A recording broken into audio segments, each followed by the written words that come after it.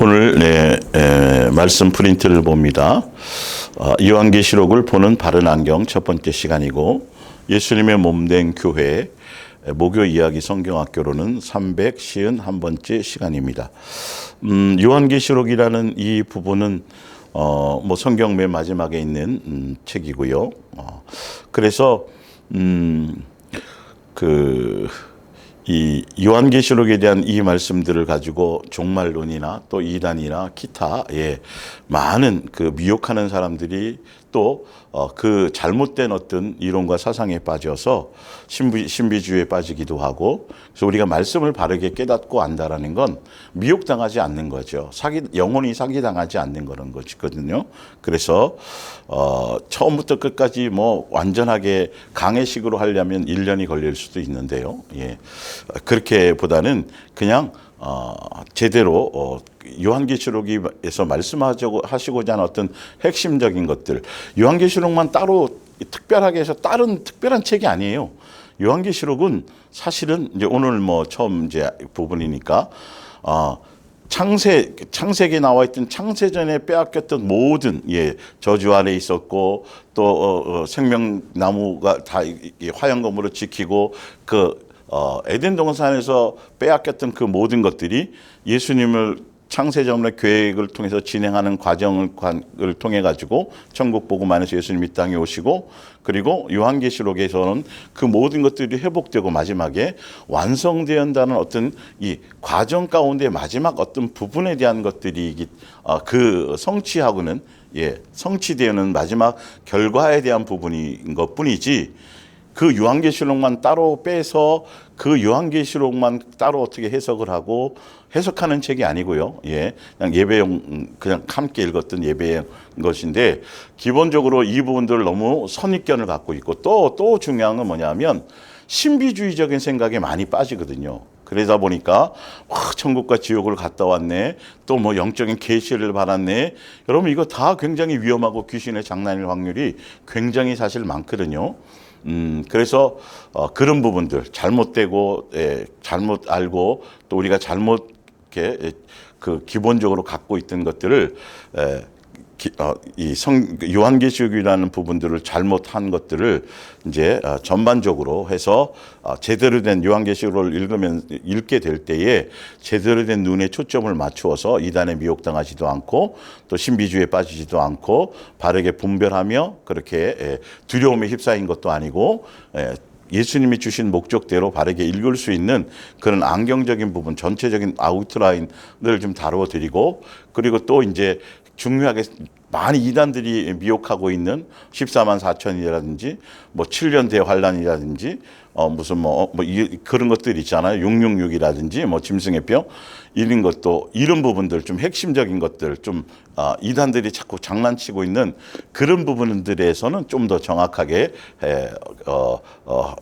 여러분들에게 이제 이 정도, 바른 안경을 갖고 있는 이 정도만 가져도 요한계시록 때문에 누구에게 미혹을 당하거나 이렇게 하지 않고 오히려 제대로 설명해주고 더 견고하게 쓸 수 있는 그런 상황이 될 수 있었다는 그 정도 부분만 이제 해드리려고 하고 있습니다. 이건 이제 목사님들을 대상으로 제가 이제 하고 있는 양육하고 있는 그분들을 대상으로 먼저 했던 내용들이고요. 그래서 여러분들에게도 함께 나누는데, 그래서 요한계시록에 대한 누가 책을 쓴 것만 해도 벌써 수십 권, 100권 이상 아마 될 겁니다. 예전부터 썼던 분들도 있고, 그리고 많은 요한계시록에는 이 영적 상징성에 대한 것이 있다 보니까 이제 설이 굉장히 많아요. 이렇게 주장하는 사람, 저렇게 주장하는 사람. 그래서 기본적으로 이런 설, 전천년설, 후천년설, 무천년설 이렇게 주장하는 사람들이 있고, 수많은 책들 중에서도 조금씩 또 이제 상징성이다 보니까 나는 이렇게 믿는다, 나는 이렇게 본다, 이러면 어쩔 수 없는 것들이 많아요. 그래서 많은 책들이 나와 있는 것들이 있고, 그렇지만 그런 것들 중에서도 참고도 할 수 있고요. 참고해서 그나마 크게 영적으로 벗어나지 않고 보편적이고 너무 극단적으로 치우치지도 않고 신비로 빠지지도 않으면서 기본 교회들이 그냥 일반적으로 이제 보편적으로 충분히 할 수 있는 부분들 내에서 이제 인용하기도 하고 또 타협할 수 없는 정말 핵심적인 것들 예수님께서 주신 어떤 그런 것들에 대해서는 제가 좀 더 강조해서 따로 그 부분들은 여러분에게 또 전달을 할 겁니다. 자, 그 위에 이제 일단 이제 뭐 오늘하고 다음 시간까지는 뭐 기본 이제 기본적인 어떤 오리엔테이션 정도에 대한 기본 부분이니까 보겠습니다. 이제 글로 정리해 놓은 것들이 좀 많이 있어요.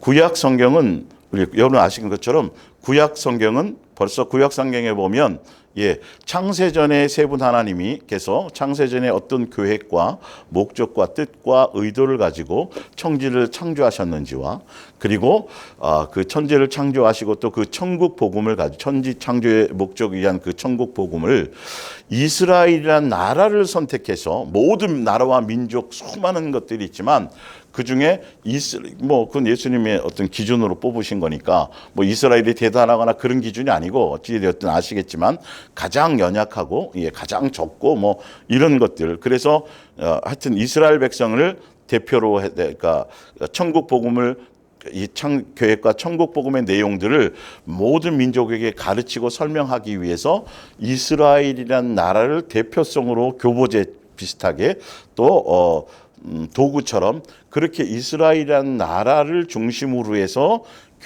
예수님이 초림하실 때까지 그래서 메시아가 올 것이다 예언하고 예언자들이나 선지자를 통해 가지고 쭉 예언되었던 예언 기록을 통해서 마지막 예수님이 구약 성경 마지막이죠. 예수님이 이제 초림하실 그때까지의 그 내용은 이스라엘이라는 나라를 하나를 예수님이 선택하셔서 그 이스라엘이라는 나라와의 관계 안에서 예수님이 이 세 분 하나님이 천지 창조를 하시고 또 예수님으로 예정하시고 하여튼 그 천국의 복음의 여정을 통해서 그걸 이루기 위해서 그 여정에 오는 통로를 이스라엘이라는 나라를 사용하시고 결론에서 이스라엘만 구원하는 게 아니고요. 그 대표성이에요. 그래서 결론은 구약 성경은 이스라엘과 연관된 나라들에 대해만 나와요. 그러니까 이게 여러분들이 이 성경이라는 건 세계의 역사가 다 들어가 있긴 하지만 역사책의 의미가 있는 건 아니에요. 그래서 이스라엘과 관련돼 있는 예수님이 하고자 하는 목적성에는 이스라엘과 관련되어 있는 많은 페르시아나 뭐 아수르나 이런 많은 실제 역사적인 나라들에 대해서는 성경에 기록이 돼 있어요. 그러나 이스라엘과 관계 없는 다른 몽골이나 뭐 이런 것들 전 세계를 통일했었지만도 그런 나라들은 안 나와 있어요. 그러니까 이게 이 성경책이 무슨 백과사전이라고 생각하시면 여러분 안 되시고 예수님께서 창조의 뜻하시고 목적하시고 또 그 계획하신 것들을 이루시는 여정을 위한 예수님의 목적성을 갖고 성경을 기록한 것이지 이 성경책으로 무슨 다른 모든 걸 다 이게 세계 역사를 다 해석한다 그런 거거나 과학이나 이런 것들을 다 무슨 해석한다 그런 부분들은 조심하셔야 될 부분들이 너무 치우치면 안 되는 거고요. 이건 과학책이 아니거든요. 그런데 또 이걸 가지고 또 과학을 자꾸 어떻게 증명하려고 하는 쪽으로 너무 그렇게 편중되어도 안 되는 겁니다. 어찌 되었든 그래서 이스라엘을 중심으로 예수님이 오실 때까지의 어떤 여정을 중심으로 했기 때문에 이제 왜 제가 이걸 설명드리냐면 예수님이 죽고 부활 승천하신 이후에 한 1세기 그러니까 190년 100년 전후에 요한계시록이 쓰여졌어요. 그래서 요한계시록은 그러니까 구약 성경은 이스라엘이라는 나라를 중심을 갖고 교보제로 대표성을 가지고 예수님께 천국 복음에 대한 그 창세전에 계획했던 것들을 이루는 과정의 여정, 예수님이 어떤 분이시고 뭘 원하시고 이런 것들이 있잖아요, 다.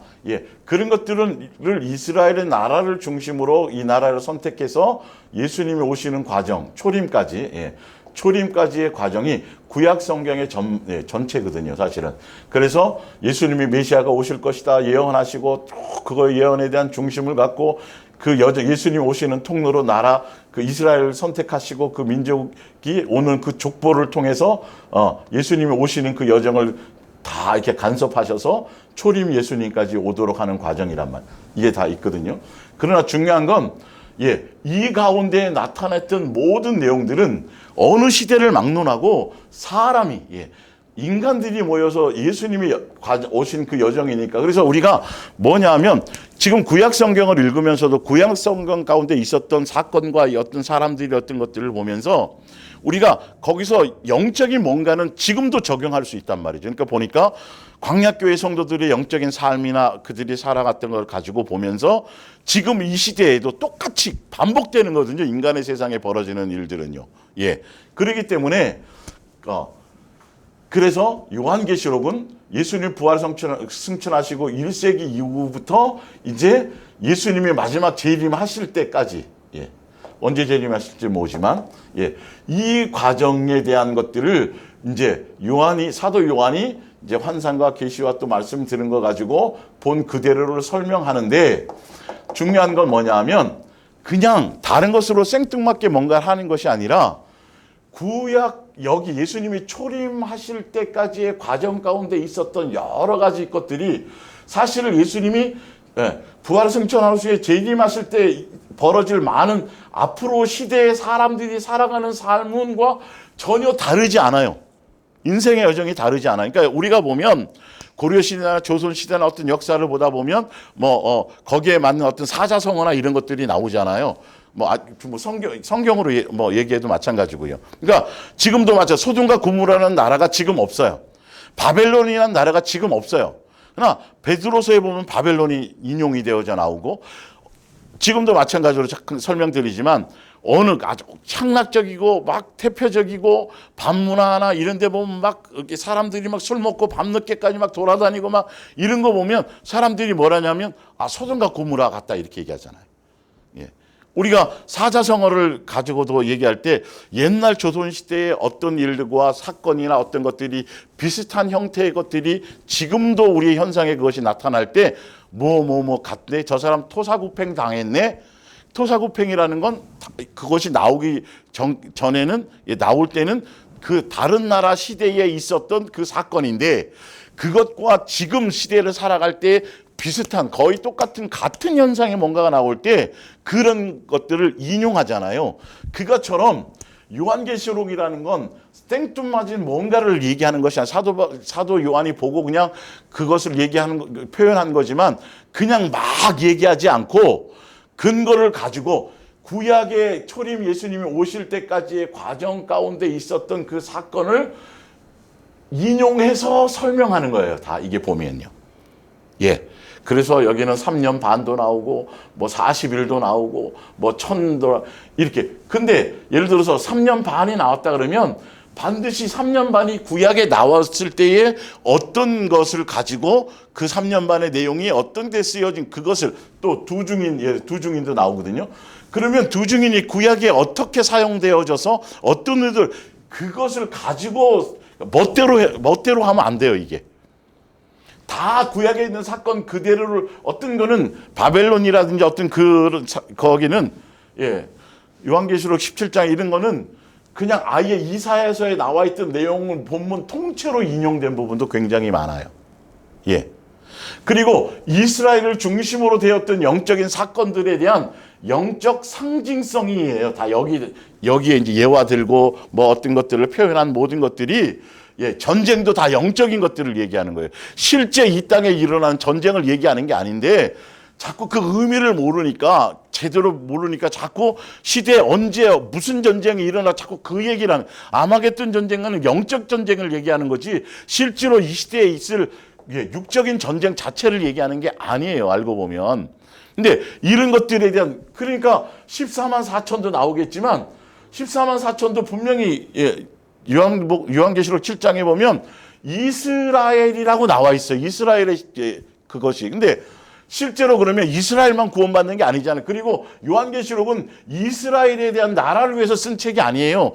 근데 왜 그 사건에 대한 것을 인용하다 보니까 영적인 사건, 영적인 것들은 똑같거든요. 인간들이 벌어지는 것들이. 그러니까 조선시대나 고려시대나 어떤 시대나 인간이 살 때 시기하고 질투하고 음행하고 뭐 똑같아요. 환경만 좀 틀리다 뿐이죠.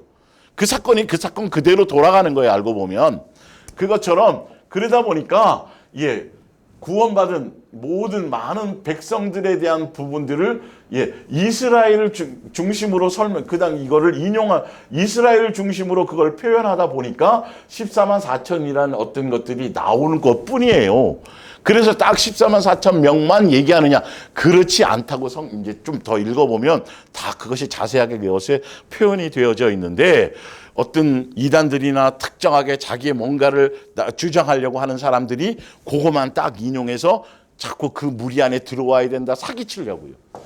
이제 뒤에 쭉 나오겠지만 요한계시록은 따로 요한계시록 안에 있는 뭔가를 특별히 깨닫고 특별히 뭔가를 해야 그 안에 그러니까 뭐냐면 창세기부터 앞에 유다서까지 요한계시록 나오기 전까지 이 내용과 전혀 관계없는 아주 특별하고 대단한 다른 특별한 책이 아니고 다르게 해석해야 되는 비밀을 풀어야 되는 그런 책이 아니고, 그리고 이 안에 여기 말고 다른 구원받을 수 있는 특별한 어떤 비밀이 있는 책이 그게 아니에요.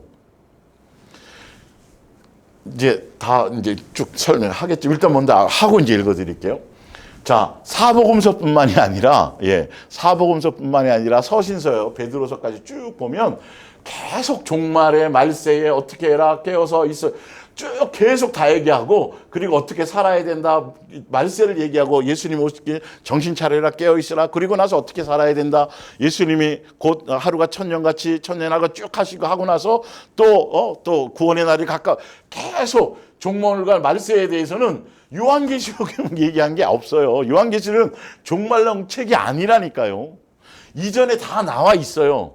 나와 있고, 그리고 어떻게 살아야 된다, 구원에 대한 방법, 구원에 대한 내용이 창세기부터 나와 있는 모든 여정 가운데, 초림하시는 가운데서 이게 다 끝났잖아요. 완성을 이루어졌잖아요, 십자가에서.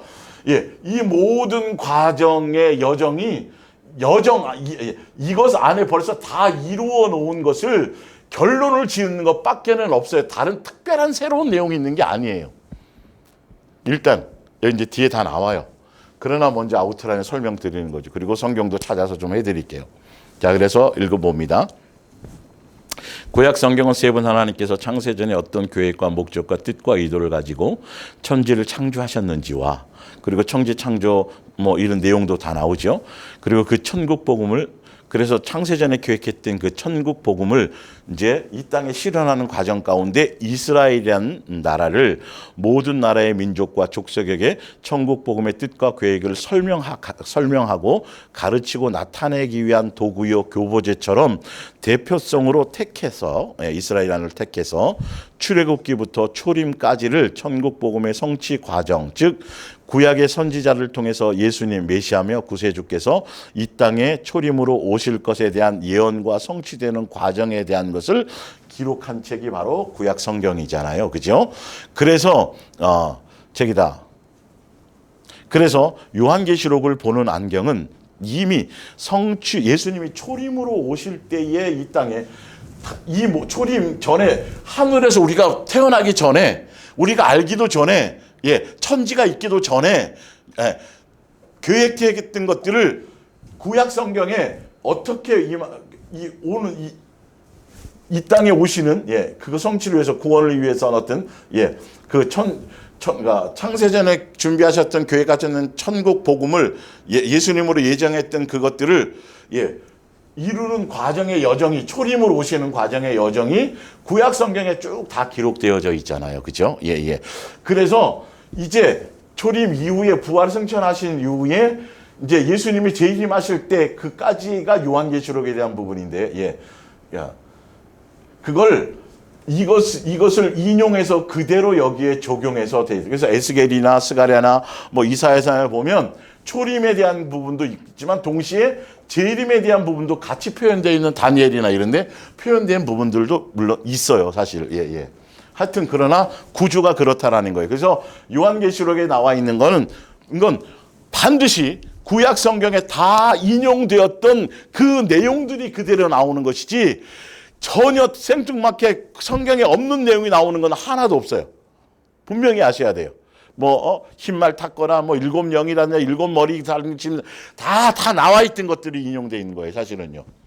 그런데 이게 잘못되어지면 뭐냐 하면 자꾸 자기가 특별히 뭔가 계시를 받아서 거기다 자꾸 플러스를 하고 특별한 뭔가를 여기다 집어넣는, 이게 가장 위험한 거예요. 그러니까 여러분, 신비주의에 빠지면 큰일 나요. 아니, 성경에 나와 있는 것, 예수님이 이루신 모든 영적인 삶 자체가 사실 신비는 맞아요. 신비죠. 사실 우리가 어떻게 다 머리로 헤아릴 수 있어요. 그러나 신비주의자가 되면서 주의로 빠지면 큰일 난다니까요, 여러분. 예수 무당에 빠지기 쉽고요. 예, 이 부분이 너무너무 위험한 거죠. 그러니까 자꾸 자기만 특별하게 뭔가 그 귀신이 주는 거예요. 더 중요한 건 그게 개인적인 체험은 바른 체험은 있을 수도 있어요. 개인적인 건 있을 수 있겠지만 자꾸 언제 전쟁이 일어난다더라 무슨 우리나라 보면 어떤 전도사가 또 한 번 휩쓸고 간 적이 있죠. 1992년 10월 28일 또 휩쓸고 갔었죠. 이게 요한계시록 성경 창세기부터 성경에 나와 있는 내용 안에 모든 것이 다 있어요. 또 새로운 뭔가가 필요한 게 아니에요. 요한계시록을 설명한다 할지라도. 그런데 성경을 근거해서 성경 안에서 말씀 안에서 근거를 가지고 반드시 하게 되어 있는 거를 그걸 무시하고 자기의 뭔가 계시를 받아서 그리고 언제 오신대더라, 언제 전쟁이 난대더라, 미국이 어떻게 된다더라, 무슨 붉은 용이 이게 여러분 큰일 난다니까. 이건 영적 상징성의 영의 세계에 대한 얘기지 실제로 이 땅에 뭔가 일어나는 실제 뭔가를 얘기하는 게 아닌 거예요. 알고 보면 재림한 사건 외에는 사실은요. 그러다 보니까 예전에 나왔던 요한계시록 책들은 바코드, 컴퓨터 이런 걸 다 666이라고 그랬잖아요. 지금 그걸 666이라는 사람이 어디 있어요? 예? 그렇게 자꾸 이 시대의 어떤 현상에다가 자꾸 적용을 시키려니까 불과 얼마 전까지도 뭐에 있었어요? 그 예방 주사 맞는 거 코로나 그것도 무슨 그거라고 얘기하고 별의별 무슨 의사가 나오고 누가 나와 갖고 별의별로 다 영적으로 설명하고 이거 맞으면 큰일 난다고. 어떤 사람들은 지금 너무도 그쪽에 빠진 사람들은 우리 지문 인식하는 잠을 열 때 있잖아요. 그 문 여는 거. 그것도 부정하는 사람이 있어요. 그거 큰일 난다고. 예. 제대로 말씀과 성경을 알아야 돼요.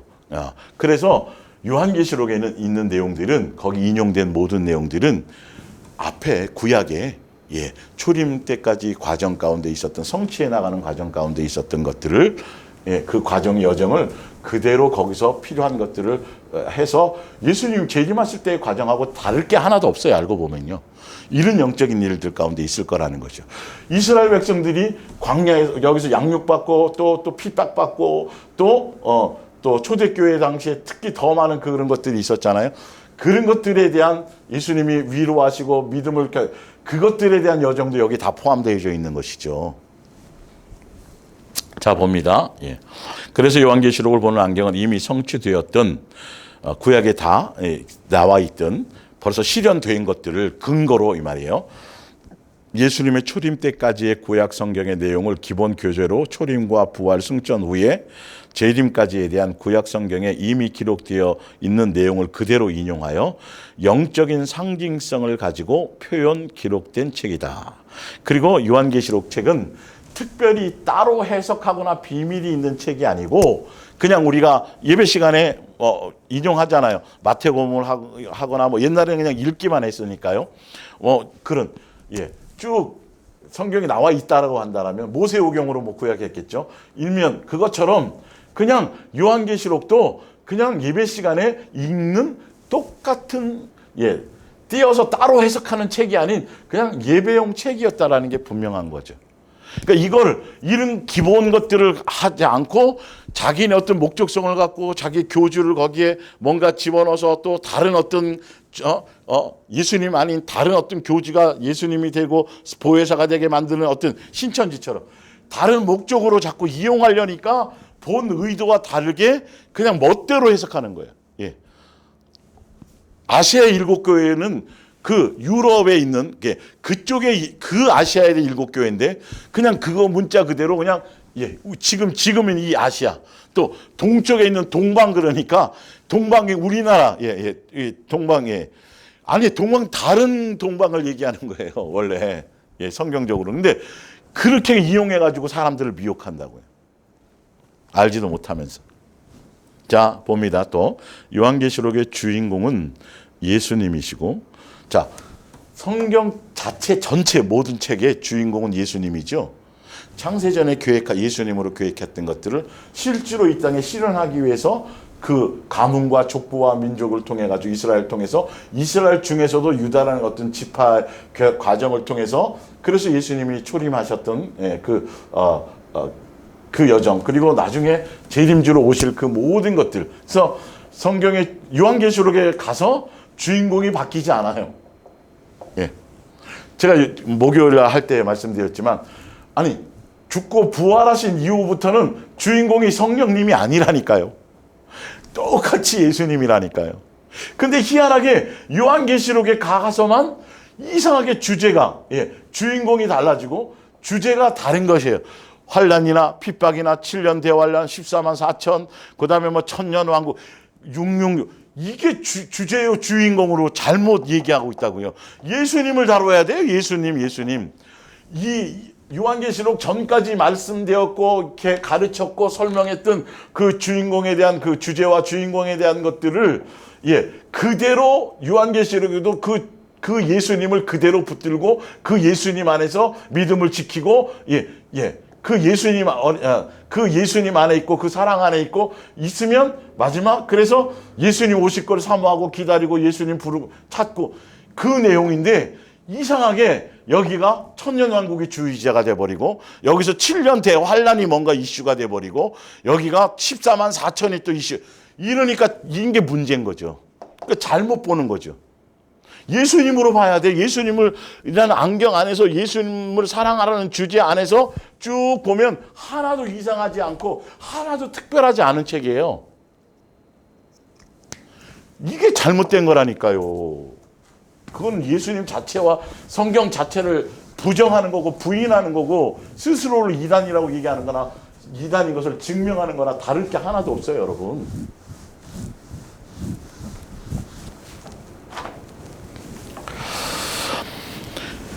요한계시록의 주인공은 예수님이고 주제는 예수님만 사랑하라이다. 예수님의 재림의 때나 시기 또 환란이나 핍박이나 666이나 휴거나 천년왕국이나 14만 4천 포함해서 심판 그런 것들이 주제가 주인공이 될 수 없고 주제가 될 수 없다. 사복음서도 또 서신서에도 그래서 요한계시록 아까 설명했던 요한계시록은 종말론 책이 아니고 요한계시록에도 예수님이 언제 오신다 시기와 때와 이거 전혀 나와 있지 않아요. 성경이 처음부터 사복음서와 서신서부터 한 번도 그건 달라진 적이 없어요. 그런데 요한계시록을 가지고 사람들이 자꾸 예수님 오실 때에 초점을 맞추는 것이 그러다니까 잘못된 미혹된 영을 받아갖고 몇 년 몇 월 며칠 날아올 거고 뭐 이러는 거예요. 요한계시록은 그런 책이 아니에요. 잘못된 곳에 주파수를 맞추니까 다른 잡음이 타고 들어오는 거잖아요. 요한계시록은 그런 책 용도의 책이 아니라니까요. 예수님이 언제 오신다는 것에 초점 있는 책이 아니고 천년 왕국에 초점을 맞추는 게 아니고 14만 4천이 무슨 의미가 있어요.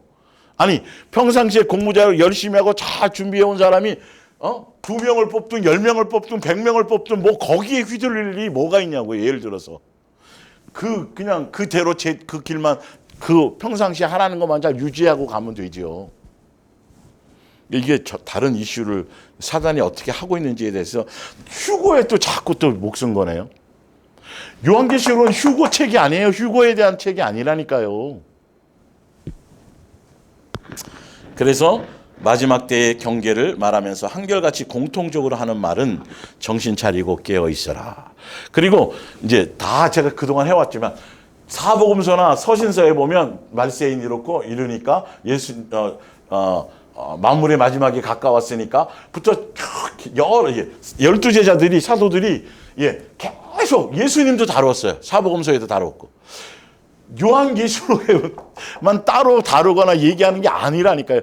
먼저 다 얘기했어요. 그리고 나서 뒤에 어떻게 살아라, 어떻게 해야 된다, 다 살고 어떻게 준비해야 되고 다 벌써 요한계시록 이전에 다 얘기해 놓았다니까요. 베드로 전후서에도 다 얘기해 놨고. 그런데 그 해놓은 그대로 진행되어 가는 거예요. 요한계시록은 완성을 향해서 마지막 때 이런 것이 회복되고 다 새하늘과 새 땅을 통해서 옛날에 빼앗기고 저주 안에 있었던 걸 다 이제는 그거를 새롭게 한다라는 거지. 만물 자체를 다 해서 천국이라는 어떤 자체를 뭔가 그것에 대한 설명은 없어요. 요한계시록은요. 뒤에 제가 그래서 다른 거 할 때 좀 해드렸었죠. 보면서 봅니다. 그래서 그 내용들이 공통적인 내용이 이제 전체를 이렇게 보면 예수님이 오실 날을 간절히 사모함. 세상에 빠지지 말고, 세상 물에 빠지지 말고, 세상 것에 마음 두지 말고, 세상을 사랑하지 말고. 그게 핵심이에요, 사실은요. 그냥 예수님 사랑하는 사랑 그대로, 예수님 동행 안에서, 양육 안에서 그냥 한결같이 예수님이 언제 오시든지 관계없고 또 핍박이 있든 환란이 있든 어려움이 있든 환경에 관계없이 내가 풀무불에 던져지든 뭐 전혀 관계없이 그냥 노아가 방주 지은 것처럼 태풍 위에 오고 비가 오면 방주 안 짓나요? 아니요, 매일 지었어요. 가지가 포도나무에 가지가 붙어 있는데 태풍 불고 비 오면은 뚝 띄어놨다가 다른 데 보관했다 다시 붙이고 이러나요? 아닌 거예요. 계속 붙어 있는 거예요. 요한계시록은 그런 것들을 다 포함해서 얘기하고 있는 것이고요. 자, 답이 나와 있는 것들인데 이것만 이단들이 그러는 거예요. 이것만 따로 띄어가지고 따르게 뭔가 적용하려고. 근데 사람들이 왜 이런 데 잘 속냐면 신비 때문에, 신비주의 때문에.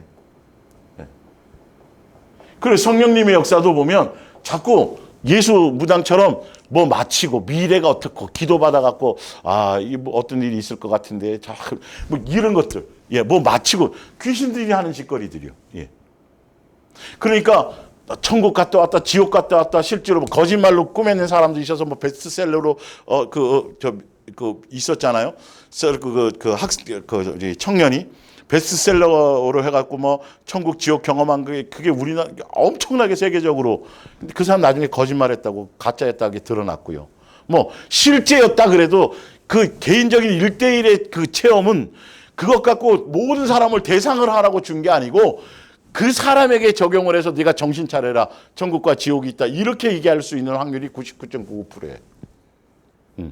왜 그러냐면 뒤에 나온 건데 미리 좀 설명드릴게요. 예수님은 벌써 그런 것들에 대해서 천국과 지옥에 대해서 성경에 표현되어 있어요.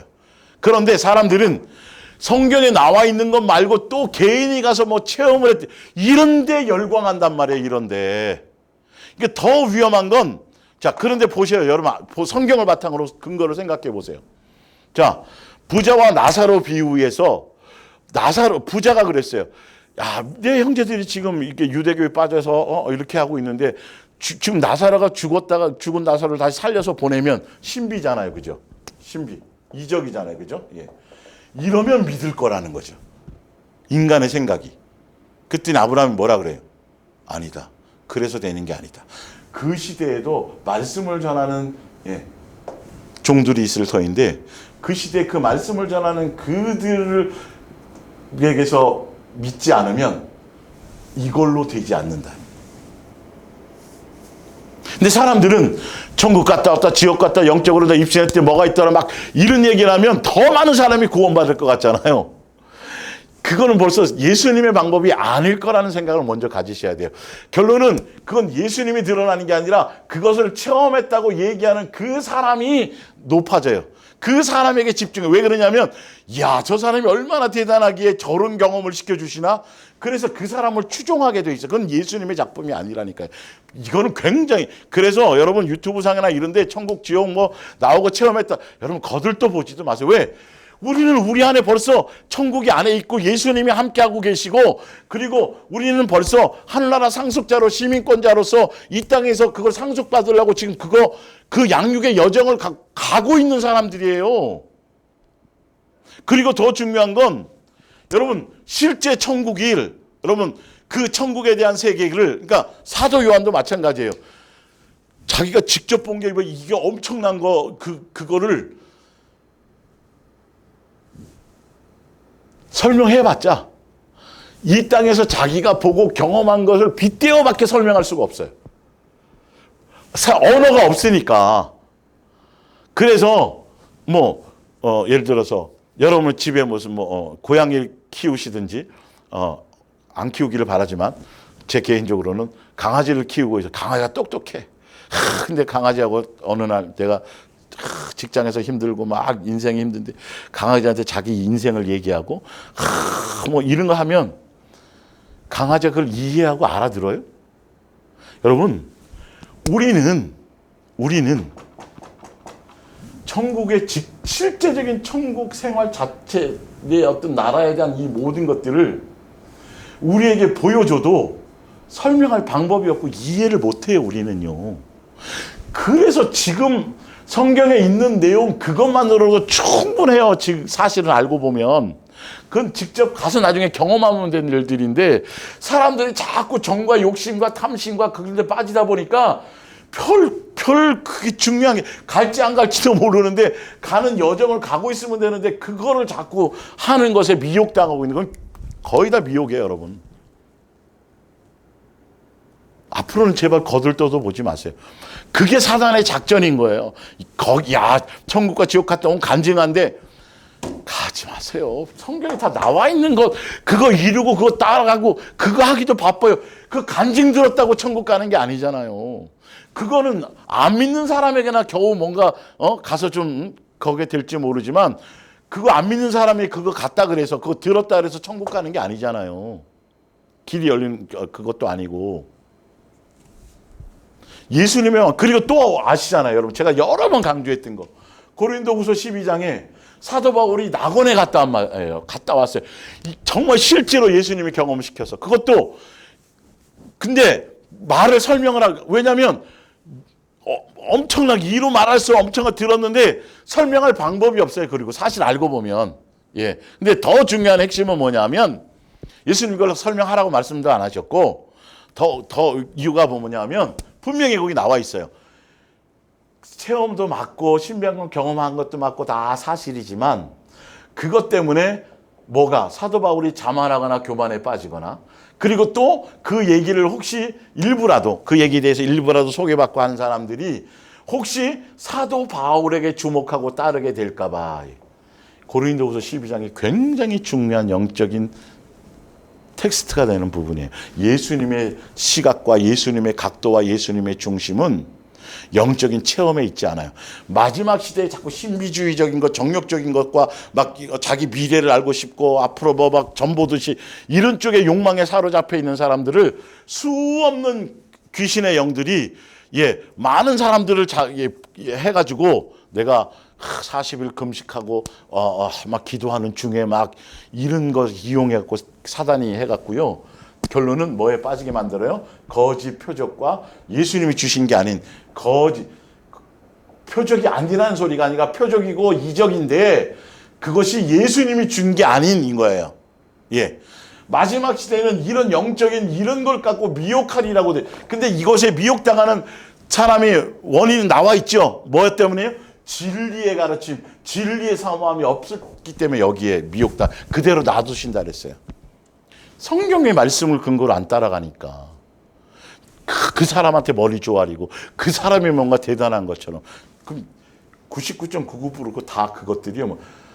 그래서 예수님은 사도 바울의 유명해. 이건 아니어서 오히려 육체에 가시를 주고 경계를 두셔가지고 그런데 빠지지 않고 오히려 그냥 지금 현 생활, 그 부분 예수님 놓치면 살 수 없다라는 붕 떠서 내가 처음 했기 때문에 그런데 경험했기 때문에 난 대단한 사람이야 막 엄청 이렇게 되지 않게 벌써 가르쳐 주셨어요. 그 가운데서 그래서 사도 바울이 할 생각도 없다 그랬어. 그거 오직 굳이 얘기한다라면 예수님의 그 위대하심과 그분의 그 이런 거 외에는 내가 경험한 거 이거 할 생각도 없다. 그런데도 예수님은 사도 바울의 개인에게뿐만 아니라 이거는 그 이후의 모든 것들을 다 영적인 체험 속에서 미혹당하지 않게 하기 위한 예수님의 엄청난 텍스트고 표준이란 말이에요. 그런데 개인적인 어떤 체험을 자꾸 떠벌리고 그건 예수님의 경험이 아닐 확률이 엄청 많아요. 왜? 사도 바울처럼 진짜 어떤 의도와 목적을 가지고 그거 하셨다라면 예수님은 너의 개인적인 것이라는 걸 분명히 마음속에 알게 하셨을 거예요. 그런데 전 세계를 향해서 언제 미국이 전쟁이 일어나고 뭐 이런 것들은 그건 거의 다 귀신이에요. 그럴 수밖에 없는 거예요. 성경을 보면 알잖아요. 지금도 계시가 있고 꿈을 통해서 예수님이 개인적인 뭔가 양육 안에서 뭔가 하시는 것들을 잘 분별해서 가요. 그것도 또한 어디 안에서요? 말씀 안에서요. 그리고 그런 것들이 또 스스로 다 분별이 되지 않으면 여러분이 속해 있는 교회에 중매자들은 예수님이 그런 어떤 뭔가를 그 사람이 대단하고 위대하고 뭐 특별해서가 아니라 그 관계 안에서 뭔가 그걸 할 수 있도록 예수님이 주신 것들이 있거든요. 그걸 공유해가면서 이렇게 하시는 게 오히려 미혹당하지 않을 수 있는 확률이 많아요. 또 볼게요. 그래서 예수님 오신 날 간절히 사모하며 자신의 행실을 돌아보고 옛사람의 행실을 버리고 새 사람 되며 그래서 옳은 행실, 아름다운 열매, 선한 열매, 또 아가페 사랑의 열매, 세 계명을 행하며 사는 사람, 예수화되어져간 항상 공통적으로요. 사복음서뿐만이 아니라 요한계시록 전까지도 마찬가지로 종말 예수님 마지막 때가 왔다. 예수님이 오신 뭐 이런 것 때와 시는 알지 못한다. 뭐 쭉 얘기하면서 말세에 대해 깨어 있으라. 다 수많은 서신서들이 하면서 공통적으로 얘기한 게 뭐냐 하면 세상을 사랑하지 말라. 정신 차려라. 너의 행실을 돌아보라. 예수님 앞에 점도 흠도 없이 사람으로 되어라. 옛 생활을 벗어버리라. 다시 계속 그 얘기를 해요. 삶의 행실의 열매. 그러니까 요한계시록 뒤에 보면 13장인가요? 거기 보면 교회된 신부를 얘기할 때 혼인잔치에 들어가서 신부를 얘기할 때 신부는 일단 목욕부터 하잖아요. 드레스 입으려면. 그래서 목욕은 예수님의 보혈의 피로써 깨끗이 씻은 바 목욕이 돼 있고 거기에 플러스 목욕한 이후에 뭘 입어요? 옷을 입는다 그랬잖아요. 옷. 세마포죠. 그거는 성도들의 삶의 열매의 행실이에요. 이건 행위구원 얘기하는 거 아니라고 제가 분명히 설명드렸어요. 분명히 이런 것들이. 신부단장인 바로 내가 예수님 바라보고 예수님 놓치지 않고 양육의 길을 통하여 옛사람의 것을 제거하고 새 사람 되어져 가며 계속 세상 사랑하지 않고 세상에 마음 뺏기지 않고 세상 것으로 근심하지 않고 점점점 세상 흥미를 잃고 점점 하늘에 대한 소망으로 예수님에 대한 것으로 날마다 내 행실을 돌아보면서 이거 계속 나와 있잖아요. 이런 거. 답을 벌써 가지고 있다는 요한계시록에 답이 있는 게 아니라니까요. 요한계시록은 그래서 그런 모든 것들에 대한 주신 것을 갖고 끝까지 뭐 하라고? 이기라는 게 주제잖아요. 사실 그 내용의 세부적인 내용은 예수님으로 이기라고요.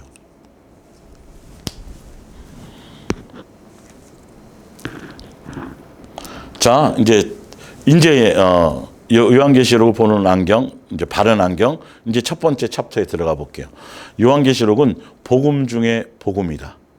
자, 봅니다. 창세기부터 이건 그 요한계시록의 책에 쓴 것에 대한 많은 그 자료 중에서 가장 합당하다고 생각하는 것들을 제가 인용한 것들이에요. 같이 창세기부터 요한계시록에까지 동일한 관점에서 한 성경 안에서 봐야 한다. 단지 요한계시록은 복음의 결론일 뿐이지 요한계시록만 따로 떼어내어 특별한 책으로 보는 것이 아니다. 이제 성경의 주인공은 예수님이시고 구약도 신약도 복음이다. 예수님으로만 완성되어진다는 얘기를 하는 거죠. 그래서 요한계시록만 따로 떼어내어 특별한 책으로 보는 것이 아니고, 자, 요한계시록에는 구원에 대한 다른 방법이나 특별한 구원 방법이 나와 있는 책이 아니다.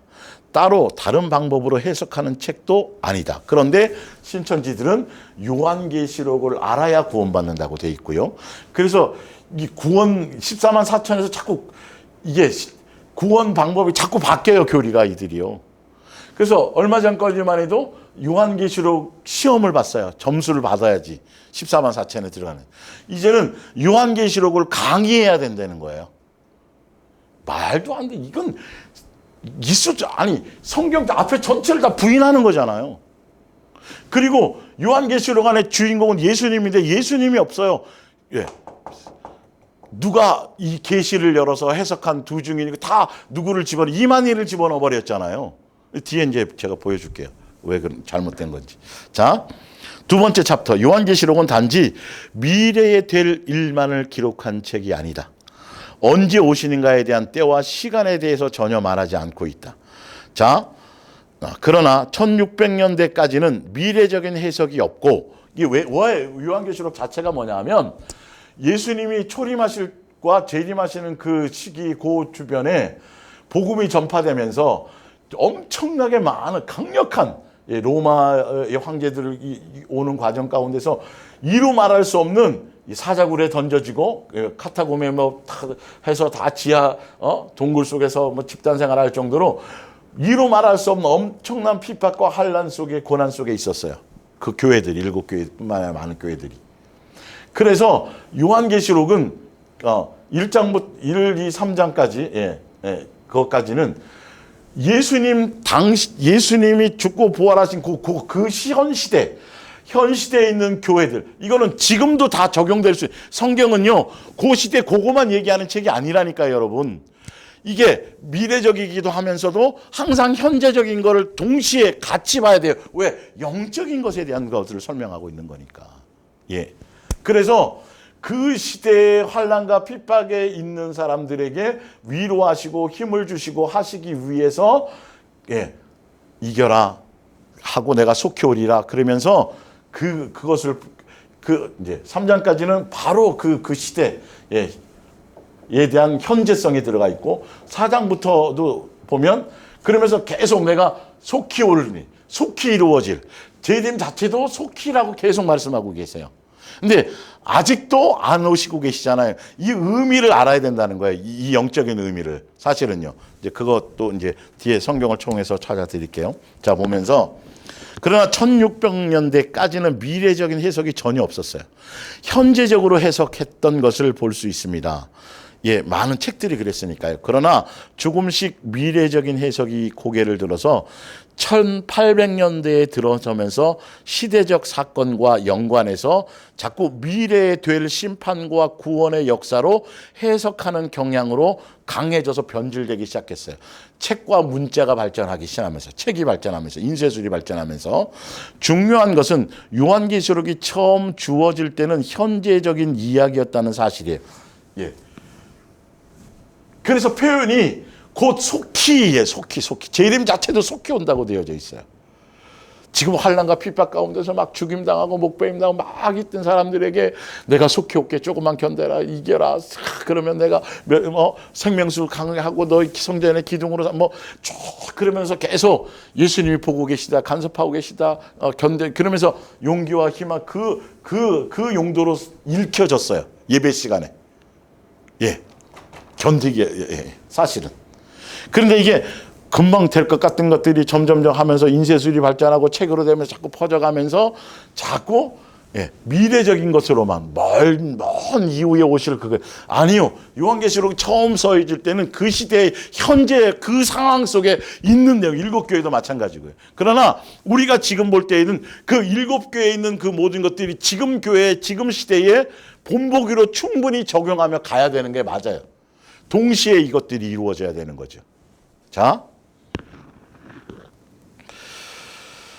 중요한 것은 요한계시록이 처음 주어질 때에는 현재적인 이야기였다는 사실입니다. 요한계시록은 1세기 당시 이 말씀을 받았던 성도들에게 주어진 것이고 그들은 이 말씀으로 자신들에게 주어진 신앙의 싸움에서 이기라는 격려를 받았습니다. 그리고 그것은 시대가 계속되면서 오고 오는 세대마다 똑같이 현재적인 말씀으로 주어진 것처럼 요한계시록도 현재적이며 미래적인 말씀으로 주어졌습니다.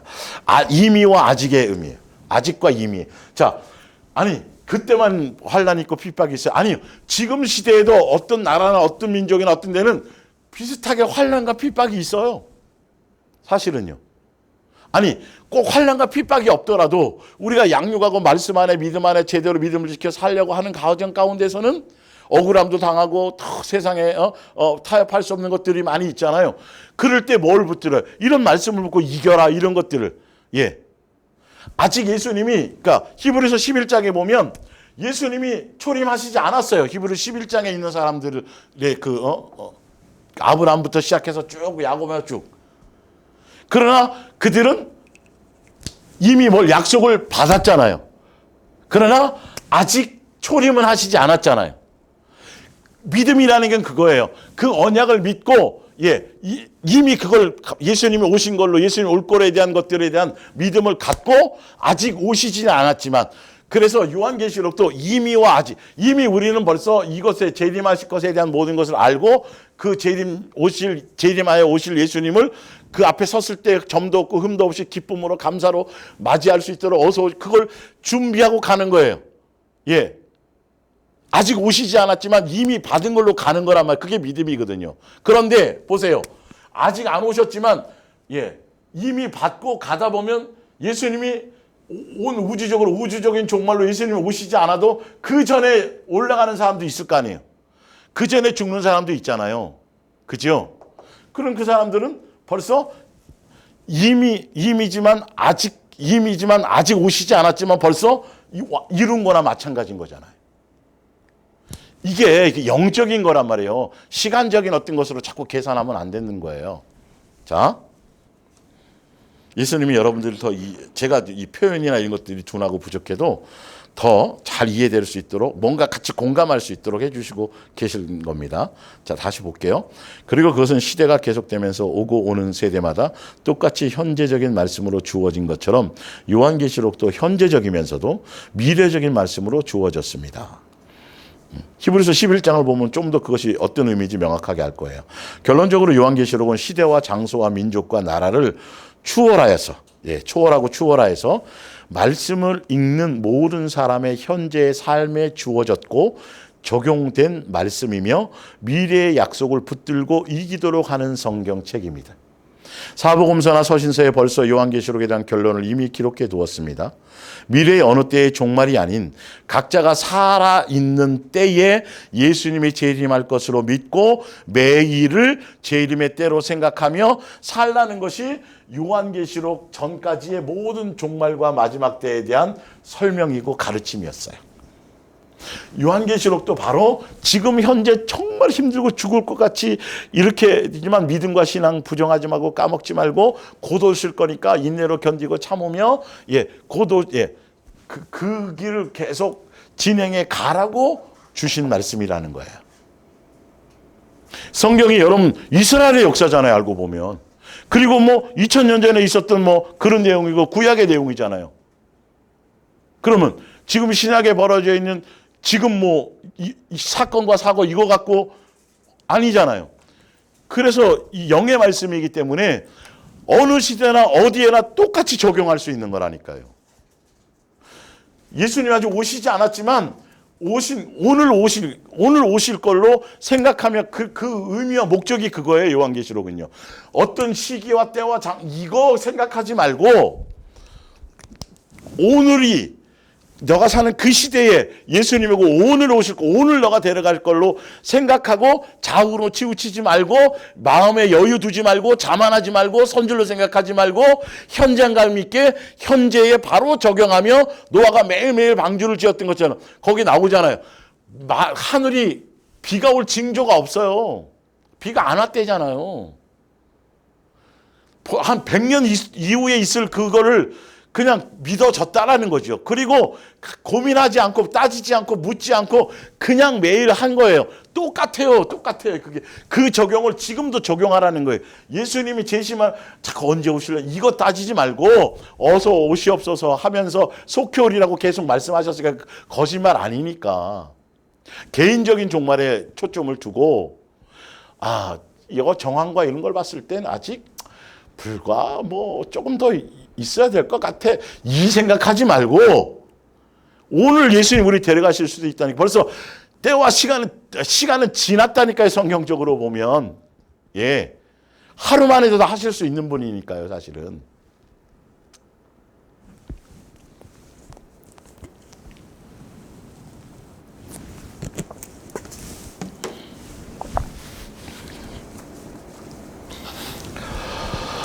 그런데 자꾸 그런 쪽으로 설교하거나 그런 쪽으로 뭔가 유도하면 여러분 거들떠서 보지 말고 논쟁하지도 마세요. 우리는 벌써 그 요한계시록 전에 있었던 모든 것과 수없이 설명해 놓은 거 다 있는데 그거 그대로 살아갈 생각은 안 하면서 맨 이거 자꾸 엉뚱한 쪽으로 해석하고 뭐 비밀을 푸는 것처럼 그렇지 않아요. 이거 절대 그렇지 않아요. 예, 이단들에게 그래 속지 마시고 뭐 특별히 막 개인적으로 막 하다 보니까 막 요한계시록이 열려 이런 사람들 굉장히 많아요, 여러분. 정말 사기꾼들이에요. 그런 용도로 쓴 책이 아니니까. 천국과 지옥 갔다 왔다는 간증 여러분 그거 거의 아무 소용없고 아무 영향력을 미치지 못해요. 그건 미혹하려고 하는 거 미혹당하는. 그래서 아까 얘기했잖아요. 신비주의적이고 정욕적이고 진리의 사모함이 없고 자꾸 그런 거를 추구하는 뭐 점쟁이 찾아다니시 자꾸 이런 거 추구하는 사람. 그 예언도 말씀의 예언이 아니라 자꾸 그 부적 뭐 이런 그런 쪽에 정욕적인 것에 있는 사람들을 미혹하고 따라가게 그렇게 하려고 그런 사람들이 몰려다니는 곳에. 그리고 희한하게요. 그런 쪽에 뭔가가 나오면 이런 카페나 이런 데도 보면 클릭하는 사람이 굉장히 많아요, 여러분. 자꾸 쇼킹한 뭔가를 주면. 아니, 진리 책이 여기 있고 우리 안에 와 계신 예수님 있고 여기 있다 저기 있다 휘둘리지 말라고 돼 있잖아요. 왜 그런 거는 안 믿고 안 따라가냐고. 성경대로 하라는 건 안 따라가고 자기 욕심, 자기 욕망, 자기 감정, 자기 생각 아무리 상담하고 아무리 뭐 말씀 전해주면 뭐 하냐니까요. 결론은 자기 뜻대로 할 걸. 봅니다. 예수님이 진행할 거를 믿고 현재로 적용하며 살면 돼요, 우리는요. 예. 그러다 보면 현재에 적용했는데 내일 오셨어. 그럼 바로 내일도 현재가 되는 거잖아요, 알고 보면. 3번, 요한계시록은 수수께끼 책이 아닙니다. 그래서 이게 여기에요. 그 책이 아닌데 자꾸 자기가 금식하고 이거 요한계시록 알게 해달라고 예수님께 막 하고 뭐 하다가 예수님이 번쩍하고 뭐 하고 뭐 해서 막 풀어줬는데 그래서 7대가 어떻고 막 결론은 그게 자꾸 시기와 때 얘기하게 만든단 말이에요. 여러분 아예 거들떠보지도 마세요. 제발 그런 거는. 예배 때 그냥 읽은 책이라니까요. 무슨 말이냐면 외국 사람들이 우리나라 역사에 대한 뭔가의 책을 우리가 국사 시간에 신라 시대에 있었던 어떤 사건이나 뭐 이런 것들이나 어떤 우리나라에 맞는 어떤 용어들을 쓰잖아요. 그럼 외국 사람들 같은 경우에는 그걸 못 알아들을 수 있죠, 사실은요. 그런데 그게 아니라 예수님 당시에 있었던 살았던 많은 사람, 이 사람들은 구약에 예를 들어서 뭐 3년 반이다, 뭐 1000년이다, 뭐다, 뭐 어떤 두중인이다 이런 얘기가 이렇게 것들이 나오면 소돔과 고모라, 바벨론, 대충 어떤 뜻이고 무엇을 의미하려고 하는지 요한계시록 읽을 때 그 사람들은 벌써 그들의 용어와 그들 거를 다 이해하는 그런 책의 내용이었다라는 거예요. 성경 안에서 개인적으로 특별히 뭐 막 이상한 걸로 막 적용하는 그런 책이 아니고. 거기에 붉은 용이 중국이고 뭐 이런 거 아니고 이런 거 큰일 날 소리들을 하고 있는 거죠. 영적인 상징성이라니까요. 중국이 어디 성경에 나와요.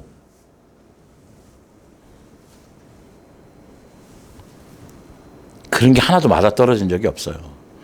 요한계시록의 비밀을 푼다고 말들을 하고 예수님이 자신에게만 말씀해 주셔서 자신만이 해답을 가지고 있는 것에 뉘앙스로 말한다. 그러나 요한계시록 안에 답이 있거나 성경 전체 속에 그 답을 모두 갖고 있다. 요한계시록 안에도 바로 설명해 줄 때도 있고요. 다른 성경에서 다 답을 갖고 인용해서 설명하는 거예요. 자, 그래서 요한계시록 22장 18절에 요한계시록 안에 이렇게 써놨어요. 내가 이 두루마리의 요한계시록에 예언의 말씀을 듣는 모든 사람에게 증언하노니 만일 누구든지 이것들 외에 더하면, 성경에 요한계시록에 나와 있는 이 내용에다가 뭐 하면? 플러스하면, 또 밑에 보면 빼면. 자, 볼게요. 그리고 19, 만일 누구든지 이 두루마리 예언의 말씀에서 제하여 버리면 하나님이 두루마리에 기록된 생명나무와 및 거룩한 성에, 그러니까 영생하는 곳에 못 들어가게 하겠다는 거죠. 그런데 보세요. 요한계시록에는 성경 요한계시록에만 더하거나 빼면으로 이렇게 설명이 되어 있고, 나머지 책에는 요한계시록 외에 나머지 책에 베드로후서 1장에 보면 먼저 알 것은 성경의 모든 예언은 사사로이 풀 것이 아니니 예언은 언제든지 사람의 뜻으로 낸 것이 아니요 오직 성령의 감동함을 받은 사람들이 하나님께 받아 말한 것임이라. 또 베드로후서 3장 16절에 또 그 모든 편지에도 이런 일에 관하여 말하였으되 그 중에 알기 어려운 것이 더러 있으니 무식한 자들과 성령이 없는 자들이 굳세지 못한 자들이 다른 성경과 같이 그것도 억지로 풀다가 스스로 사사로이 멋대로 해석. 요한계시록은 분명 더하거나 뺀다고 돼 있고 나머지 책은 억지로 멋대로 사사로이 풀면 안 된다고 돼 있단 말이에요. 내용이 좀 틀리죠, 그죠? 물론 전체적으로는 포함될 수 있겠지만 그것처럼 요한계시록에 없는 내용을 내가 계시받았다, 천국과 지옥을 갔다 왔다, 언제쯤 뭔가 된다더라, 어떤 일이, 이런 거 조심하라는 소리예요. 벌써 그게 벌써 잘못된 거라는 거예요. 요한계시록 그 자체로 다 끝나는데 그 외에 다른 뭐 천국이 어떻고 다른 지옥이 어떻고 다른 앞으로의 현상이 어떨 거고, 이거 조심하라는 거예요. 그런데 다른 성경은 사사로이 풀면 안 된다는 거죠. 그러니까 요한계시록은 비밀을 풀거나 해석하는 책이 아니라는 소리잖아요. 알고 보면 그냥 앞에 시대에 있었던 그걸 그대로 적용할 수 있는 그런 거라는 것이죠. 아까 얘기했지만 바벨론, 소돔과 고모라, 저 소돔과 고모라 같은 도시네 저거. 바벨론 같은, 그럼 벌써 해석이 다 된 거예요. 사실은 똑같은 그 바벨론을 얘기하는 것이 아니더라도 요한계시록은 그런 의미로 쓰여졌다는 거죠. 구약의 성경을 알면, 구약에 대한 예수님 초림 때까지의 내용을 아는 사람이면, 구약에 대한 지식이 있는 사람이면 요한계시록에 나와 있는 내용들이 어떤 것인지, 어떤 영적인 의미와 설명하려고 하시는 건지를 안다라는 거예요. 통한다라는 소리예요. 그러니까 쭉 읽기만 해도, 예배 시간에 읽기만 해도 된 거지, 이걸 특별히 언제 어느 때 무슨 거고 뭐고 풀고 해석하지 않았다는 거예요.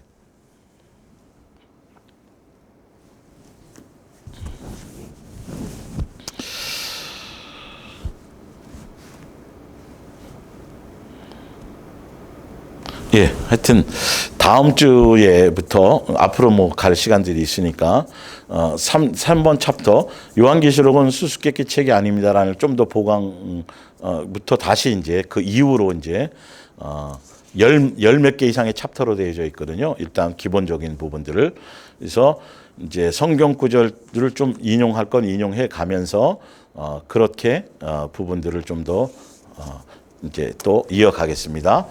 기도하겠습니다.